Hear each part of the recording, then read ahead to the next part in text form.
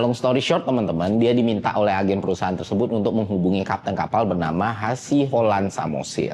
Dan akhirnya keduanya terkonek gitu kan. Dan sama kaptennya, si Hasi Holland ini, dia memastikan Fandi ini surat-surat hingga dokumennya lengkap atau enggak, dokumen pelayarannya gitu kan.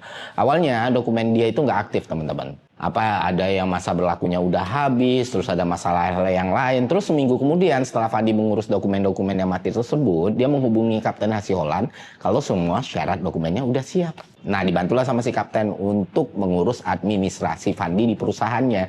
Hingga terbitlah kontrak kerja 6 bulan bagi Fandi sebagai ABK yang mengurus mesin di kapal kargo.